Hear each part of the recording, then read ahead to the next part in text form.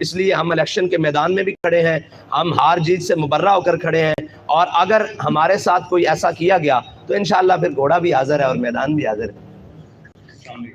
احمد فہیم, میرے دو کویسچنز ہیں. ایک تو فلسطین کے حوالے سے حل کیا ہے؟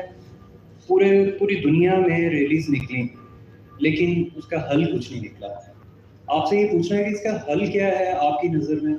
ریلیز ابھی نکل رہی ہیں لیکن ان پہ کوئی اثر نہیں ہو رہا. دوسرا یہ میں آپ سے پوچھنا چاہوں گا کہ آپ انتخابات میں کس سے... ایک سوال کا جواب لے. آپ نے کہا کہ فلسطین کا حل کیا ہے.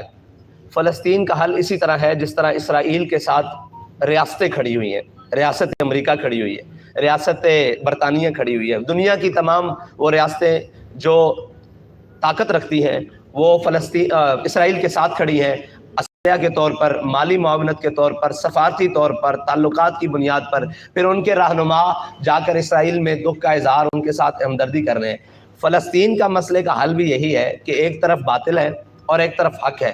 ہم یہ جانتے ہوئے کہ فلسطین حق پر ہے, اور جو اپنے آپ کو حق کی ریاستیں کہتی ہیں وہ مسلمان ریاستیں ہیں, وہ ساری جو یہ طاقت رکھتی ہیں ان کو اسی طرح جس طرح اسرائیل کے ساتھ باقی تمام طاقت رکھنے والی ریاستیں کھڑی ہیں وہ فلسطین کے ساتھ کھڑی ہو جائیں تو فلسطین کا مسئلہ ٹیبل پر بیٹھ کر حل ہو جائے گا. اگر کم از کم قتل و غارت رک کر یہ مسئلہ ٹیبل کے اوپر آ جائے گا, یہ طے ہے. اگر ہم یہ کہیں کہ ہماری اخلاقی اور سفارتی یہ ہماری حمایت جاری رہے گی اور یہ حمایت جاری رہے گی تو اس وقت اخلاق میں بھی فلسطینی سب سے بلند ہیں, سفارتکاری میں بھی وہ سب سے بلند ہیں, جو اپنا خون بھی دے رہے ہیں, اپنے بچے بھی دے رہے ہیں, اپنی ساری چیزیں دے رہے ہیں, اور اس ارض مقدس کی تحفظ کے لیے اپنے خاندان تک کٹوا رہے ہیں. تو وہ اخلاقی طور پر, سفارتی طور پر اس وقت امت مسلمہ کے تمام ممالک سے وہ آگے ہیں. پاکستانی اور تمام امت مسلمہ کے جتنے بھی ممالک ہیں جو طاقت رکھتے ہیں ان کو اسی طرح کھڑے ہو جانا چاہیے اس فلسطین کے ساتھ جس طرح امریکہ اور باقی طاغوتی طاقتیں اسرائیل کے ساتھ کھڑی ہیں. یہ حل ہے. آخری سوال, انتخابی اتحاد کرنے جا رہے ہیں آپ کسی کے ساتھ؟ انتخابی اتحاد ہم ہر اس جماعت کے ساتھ یا ہر اس دھڑے کے ساتھ کرنے کے لیے جا رہے ہیں جو ہمارے ان منشور اور ہمارے نظریات کی بنیاد پر ہماری حمایت کرنے اور ہمارے ساتھ چلنے کے لیے تیار ہیں. نہیں ایسے نہیں کریں. آگے صاحب یہ بتائیے گا کہ کراچی میں آپ کا انتخاب جو ہے ایک ضمنی ہوا جس میں آپ کینڈیڈیٹ نے ٹکر کا مقابلہ لیا اور چند ووٹوں سے اس کو شکست دی, لیکن وہاں پہ جو مسائل دکھائی دیے کہ اس پولنگ اسٹیشن والے روز لڑائیاں بہت ہوئی. کیا آپ سمجھتے ہیں کہ جو آئندہ الیکشن ہے جس میں آپ کی جماعت ایک ووٹ بینک کے ساتھ جو ہے وہ ابھی تھی ضمنی الیکشن میں گئی, آپ سمجھتے ہیں کہ اس الیکشن میں جو لڑائی جھگڑے کا پہلو ہے اس پہ آپ نے کوئی پلاننگ کی ہے کہ اس کو کنٹرول کیا جائے, کیونکہ آپ کی جماعت سے تھوڑا جو ہے وہ سخت رویہ اپنایا جاتا ہے. دوسرا لیول پلینگ فیلڈ جو ہے وہ نظر نہیں آ رہی, دیگر سیاسی جماعتیں اس کا جو ہے وہ قلعہ کرتی دکھائی دیتی ہیں. کیا تحریک لبیک پاکستان بھی سمجھتی ہے کہ لیول پلینگ فیلڈ نہیں دی جا رہی؟ دیکھیں, آپ نے کراچی کے الیکشن کی بات کی تو کراچی کے الیکشن میں جو ہمارے مد مقابل جماعت تھی ہماری, ان سے تو لڑائی ہوئی نہیں. وہ جماعت جس کا ہمارے ساتھ مقابلہ نہیں تھا وہ بالکل تیسرے چوتھے نمبر پر تھی. اس جماعت کو ہمارے سامنے کھڑا کیا گیا اور انہوں نے ایک شور و غل کا بھرپور بات کیا, تو ہم نے اس سے اپنے آپ کو بچانے کی کوشش کی, لیکن پھر بھی تحریک لبیک پاکستان کو صرف 64 ووٹوں سے 65 ووٹوں سے ہرا دیا گیا, اور پھر جو ریکاؤنٹنگ کی درخواست تھی اس کو بھی مسترد کر دیا گیا. پھر جب ہم ٹریبیونل میں گئے وہاں کیس کو تو اس کو بھی رد کر دیا گیا. تو یہ ساری چیزیں ظلم سہتے آئے ہیں, لیکن وہ یہ تھا کہ ہم نے حالات کو قابو میں رکھنا تھا, اور کہیں یہ نہ کہا جاتا کہ یہ دیکھیں ایک سیٹ کے لیے ایسے کر لیں. لیکن اگر مجموعی طور پر پاکستان کے اندر تحریک لبیک پاکستان کے سیاسی حق پر اور اس کے جناب ووٹ کے اوپر ڈاکہ مارا جائے گا تو پھر تو عوام اشتعال میں آئے گی, اور پھر تو لوگ اشتعال میں آئیں گے, اور اس کا نتیجہ پھر کوئی بھی نکل سکتا ہے. لیکن اس کے لیے ضروری یہ ہے کہ وہ ساری چیزیں, ہم الیکشن کمیشن پاکستان سے بھی یہ مطالبہ کرتے ہیں کہ جس کا جو حق ہے اس کو اتنا ضرور دیا جائے اور اس کو بجانب حق رکھا جائے.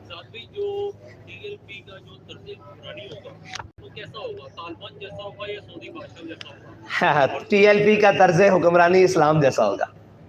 دوسرا میرا سوال یہ ہے کہ کیا جماعت اسلامی کے ساتھ بھی یا دیوبند جو مختلف فکر سے لوگ ہیں ان سے بھی انتخابی اتحاد سیٹ ڈسکس کے امکانات ہیں؟ دیکھیں, ہمارے ساتھ بات کرنے کے لیے سارے لوگ آ رہے ہیں. جب کسی جناب اس بات پر ہو جائے گی تو وہ آپ سر عام ہوگا. یہ تھوڑی ہوگا کہ ہماری بات اندر اور ہوگی اور باہر ہوگی. جو بھی ہوگا سر عام ہوگا. جناب آپ کا سوال.